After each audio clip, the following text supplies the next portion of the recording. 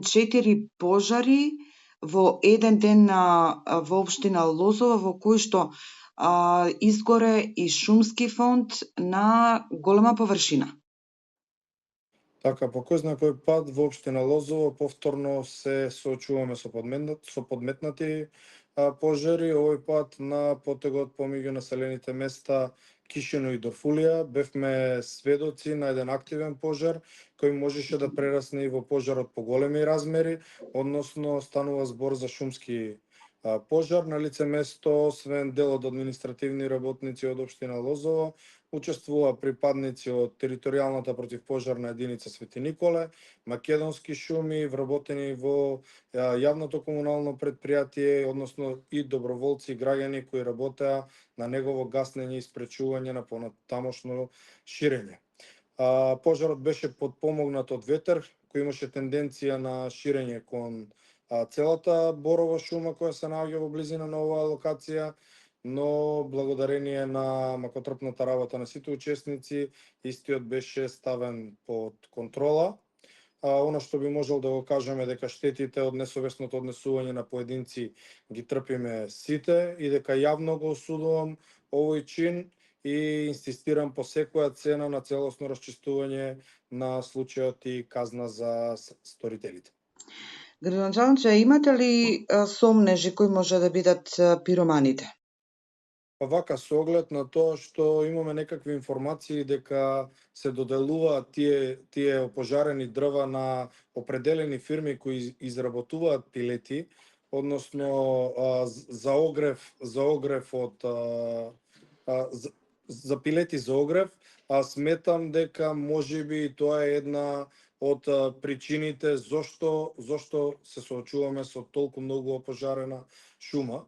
Исто така би сакал да ја искористам и оваа прилика да апелирам до сите да се однесуваат крајно одговорно, бидејќи последиците можат да бидат несогледливи не само по имотите на граѓаните, туку можат да бидат загрозени и човечки животи, што никој не би посакал да се случи, како што беше случајот деновиве, каде што имавме починато една 59 годишна жена во опожарена куќа.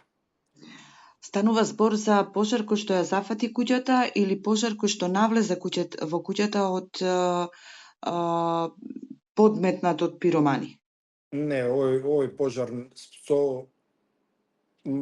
според она што го имаме како информација, не станува збор за подметнат пожар, меѓутоа само ја искористив приликава за да можам да кажам и дека до што може да доведе било кој пожар. Значи да може, овде имавме изгубен човечки живот, значи со оглед на тоа што и овие пожари, овие 4 пожари кои што се случија во текот на минатиот ден, беа на 4 различни локации, значи дефинитивно станува збор за подметнати пожари. Може ли да им се застане на пироманите на патот, всушност да се спречат подпалувањата? И како? Како што можевте да видите деновиве, имаме дронови пуштено преку Министерството за внатрешни работи за брзо откривање, детектирање на пожари, но и на пироманите кои што ги подметнуваат овие пожари. Како што можевте да видите, имавме веќе неколку случаи поред каде што беа фатени пиромани.